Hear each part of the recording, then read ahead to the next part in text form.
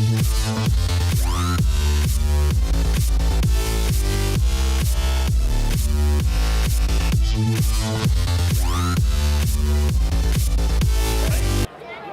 right, guys, Excalibur, Cerebral Syndicate, and I am with Steve Erwin, comic book artist. How you doing, man? I'm doing really good. Awesome. How's the con treating you so far? Con is treating me just beautifully. They do every year. Awesome, man. So I was gonna ask if this was your first year, but you said every year. So how many Dallas Comic Cons are you doing? Kind of losing count at this point. The main show, I think I've done their big summer show, like 3 or 4 of those, Okay. and then I've been invited to their fantasy fan days. Fan days, yeah. It's been one of those mornings. Yeah. Been busy. Yeah, I've done these for like about 3 of them too. So Okay. a couple times a year. Awesome, Yeah. man. So for people that are not familiar with your work, kind of spell out your history there, so people kind of know what you've worked on. Most of my work is from some years ago at DC Comics. Okay. And I'm primarily known for working on the original series of Deathstroke the Terminator. Oh, the awesome. character that's become very popular again on the TV show Arrow. Yeah, absolutely. Before that, I worked on a series I co-created called Checkmate. Okay. That's a team that actually wound up on Smallville at one point as well. Spent a lot of time doing Star Trek back when Star Trek was under license for DC Comics. Gotcha. And at DC, I also did a lot of fill-in stories. You know, when other artists would get behind on a book, I'd fill in for 1 or 2 issues. Worked on Teen Titans, New Gods, various other books like that. Awesome, man. Over time. Excellent. So you brought up Deathstroke. You said he just became really popular again because of Arrow. Right. He was really popular when the original Teen Titans cartoon was running. Right. What do you think of their interpretation of the character that you've actually worked on? It's kind of cool to see, actually see somebody playing the character in real life, an actor doing a character like that. Their take on it is a little bit different than the take of the character when I was drawing the comic book. Mm-hmm. In our case, he was a little less maniacal than this guy. Right. And he was a little less bloodthirsty. He was not afraid to kill people. I mean, he's a soldier, and that's kind of part of the training and part of the job. Yeah. That the TV version, I think he's probably still settling through the drug thing that changed him from being an ordinary guy into having to the do the whole superpowered guy that he bit, is. Yeah. So I think he's still maybe going through those chemical mental changes. Right. That happened when I was doing the character. That stuff was all behind him by a number of years. Oh, okay, I got you. So when I was drawing the character, he'd been Deathstroke for a number of years, and on the TV show, he's just begun this. Okay, so that's actually really cool to know, because looking forward to, I guess, an old grizzled Deathstroke is actually going to be awesome, because that's the character that I know, is that he's already been through it and he's kind of just settling in, and he's like, I just do whatever I want when I want, and if I have to kill you, I'll do that too. Yeah, so, it's like you just don't stand in his way. Yeah, absolutely. Right. So has he been your favorite character to do, or is like how does doing Slade or Deathstroke rank in the characters, the art that you've done? Well, he was probably the most fun to do for a whole lot of reasons. As far as being the artist on the book, he was a challenge to do because the story's always called for a lot of action. Right. So I had to figure out a different way of doing the action every book so that it didn't look repetitive. Right.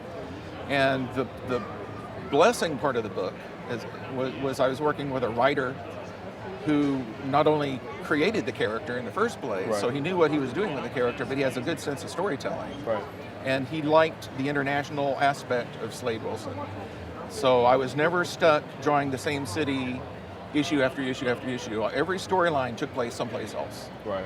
So somewhere in the world, I had to go to the library to research and find out a little bit about what the city or country looked like in order to give the reader a feel of that's where he is. Excellent. So you talked about Checkmate. Now, kind of for people that aren't familiar with it, just kind of explain, I guess, the base story and the characters that are involved, because you said they were in Smallville. Right. Checkmate is a little bit different as it was portrayed on television as from when I was drawing the comic book. Right. The comic book essentially was an organization of, I don't want to call them superheroes because they really weren't super powered, but they wore a costume, a mask and an all black costume, kind of along a ninja vein. So they would blend into the night. And these were agents that technically were working on behalf of American security, but not for any government agency, because most of the stuff they were doing was highly illegal and unconstitutional. Right. So yeah, absolutely. So it was almost like government-sanctioned vigilantes. Is Oh, kind of what they well, were doing. see, there you go. And Government ninjas, we got it. right, something like that. Yeah, and the bad guys that these guys were going after were essentially what the government agencies today are going after. It's just we were doing it 10 years before 9/11 happened. Oh, yeah.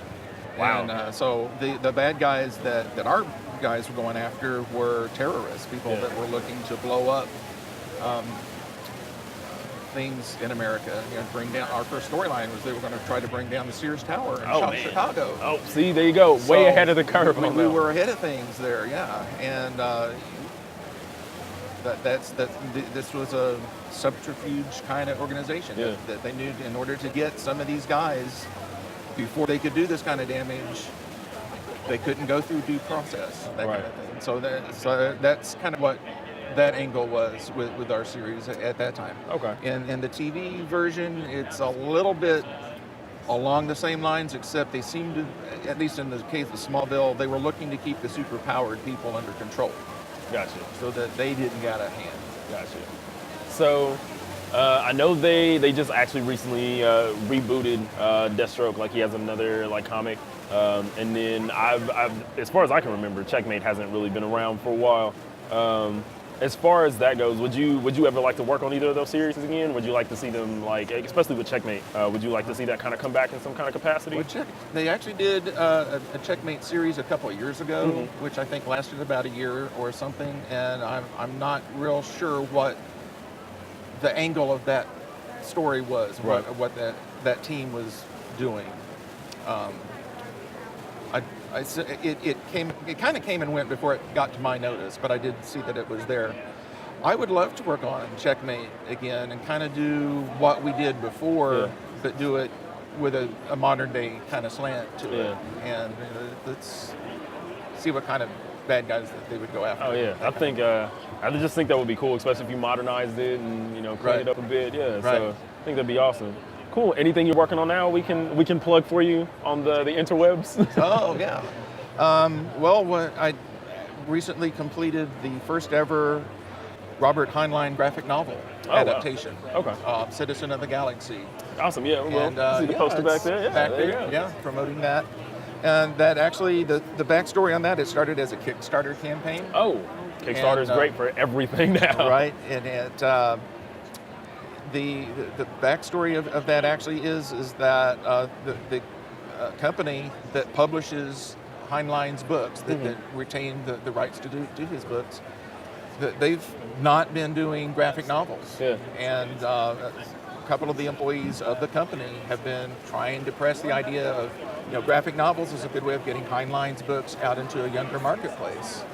You don't want to just go to movies and just go to TV shows because you don't know what those adaptations are going to be like. Yeah, absolutely. But with a graphic novel, you have total control over the look and the story. And you can get more of a one-to-one, So the company agreed to, well, let's try one and let's see how it looks and what the response is. And long story short, the Kickstarter campaign got me involved and I worked on it. And the book came out last July, the Kickstarter version. Okay.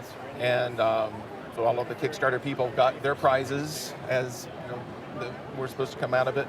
The run of the book that they published sold out almost immediately. It was like it came and gone, and everybody I've talked to has just really liked it. Excellent. The plus side of it being sold out is it came to the attention of publisher IDW. Excellent. And they are going to reprint the thing for That's us. amazing. And even almost greatest timing in the world is that they're producing it in 3 parts. Okay. And part 1 comes out in comic shops on the 18th of this month. Oh, that's really soon. Which is like the almost best timing because this show just precedes the release of the book. And That's it would have cool. been nice to have you sell here. Yeah, but, that's cool. But it's going to be out and something to look for. Awesome, because I know we're trying to get a lot more of our indie readers involved. So, guys, definitely check out Citizen of the Galaxy, Steve Erwin, Robert Heinlein. It sounds fantastic, man. I'll definitely add it to my list as well too. I enjoyed working on it, and the owners of the property were very complimentary about everything. I had very little changes or anything in the editorial side of it. They were happy with what I turned in, and, which surprised me because I've worked with licensed people before, and a lot of the times they want everything just perfect. Right. So I guess I hit their bar right. Yeah, excellent. All right, guys, Cerebral Syndicate, Steve Erwin, thank you so much. Thanks Greatly appreciate it. Yeah, absolutely. Excellent. Cerebral Syndicate. We'll see you guys later.